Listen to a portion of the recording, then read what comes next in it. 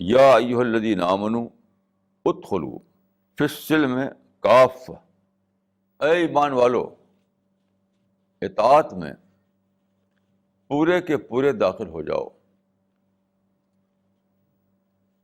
اے ایمان والو اطاعت میں، یعنی خدا کی اطاعت میں پورے کے پورے داخل ہو جاؤ.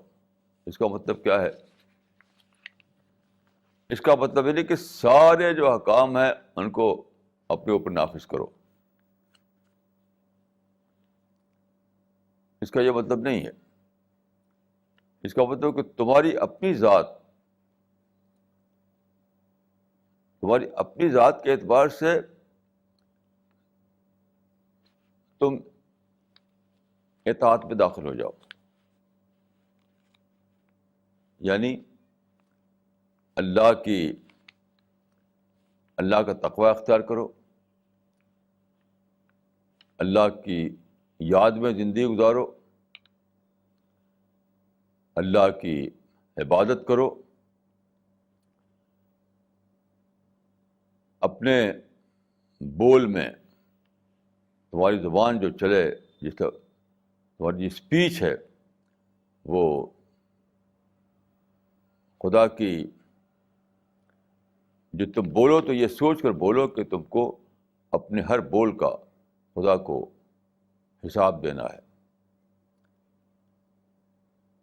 تو تمہاری اسپیچ، تمہارا بیہیویئر، تمہارا کریکٹر، تمہارے ایکٹیویٹیز، تمہاری ڈیلنگ فیملی کے اندر، فیملی کے باہر، کھلے میں اور چھپے میں، ہر حال میں ایز این انڈیویجول تمہاری جو روش ہے وہ پورے کی پوری اسلام پر ہو. یہ جو فرمایا کہ اسلام میں پورے کے پورے داخل ہو جاؤ، یہ انڈیویجول کے اعتبار سے، فرد کے اعتبار سے. اس کا مطلب نہیں کہ لڑ کر کے حکومتوں کو بدلو اور اسلامی حکومت قائم کرو اور سارے قوانین اسلام کے نافذ کرو، تب جا کے تم اسلام میں مکمل اطاعت کرنے والے بنو گے. یہ سب بالکل ایبسرڈ باتیں ہیں. اس کا اس آیت سے کوئی تعلق نہیں ہے.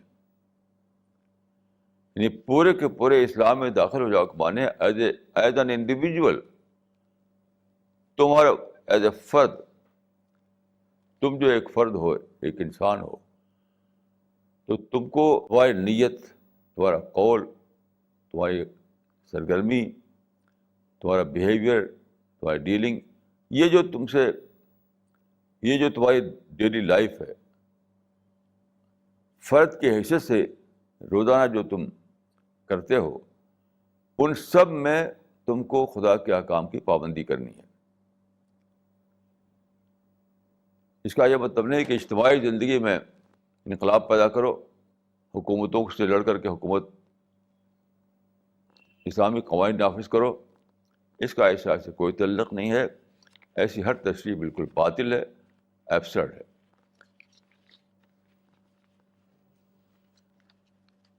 آپ جانتے ہیں کہ ایک انسان کو روزانہ ایسے معاملات پیش آتے ہیں جس میں اس کو کچھ کرنا پڑتا ہے.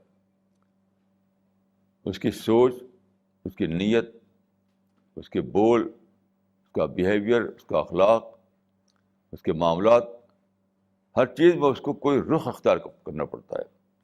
کوئی رخ، کوئی پیٹرن. تو اس کو اسلام پر ڈھالو، یعنی اپنی انفرادی زندگی کو اسلام پر ڈھالو. مطلب یہ ہے اس کا، جو تمہاری انفرادی زندگی ہے، ایک فرد کی حیثیت سے جو تمہاری زندگی ہے، اس کو پوری طرح مکمل طور پر اسلام کے طریقے پر ڈھال دو. تمہاری اپنی جو فرد کی حیثیت سے زندگی ہے، اس کا کوئی حصہ اسلام کے باہر نہ رہے. مثال کے طور پر ایسا نہ ہو کہ تم مسجد میں نماز تو پڑھو اور جب اپنے بزنس میں جاؤ تو بزنس میں تم لوگوں کو دھوکہ دو، لوگوں سے جھوٹ بولو، لوگوں کو ایکسپلائٹ کرو،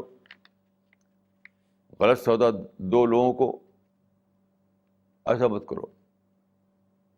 یا یہ کہ تم سال میں جب رمضان کا مہینہ آئے تو روزہ رکھو لیکن ساتھ ساتھ لوگوں سے جھگڑا کرو.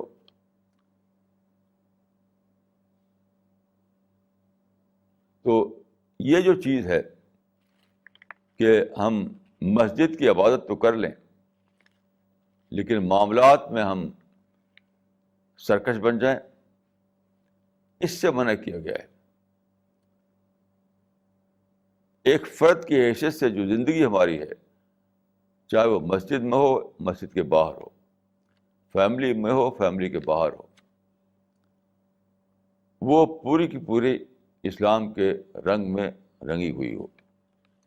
یہ مطلب ہے اس آیت کا کہ یا ایھا الذین آمنوا ادخلوا فی السلم کافہ،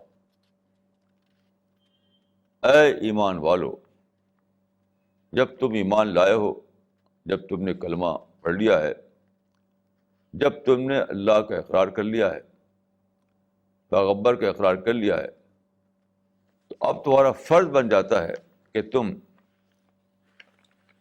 اپنی روزمرہ کی زندگی کو، اپنی انفرادی سرگرمیوں کو پوری طرح اللہ کی اطاعت میں دے دو.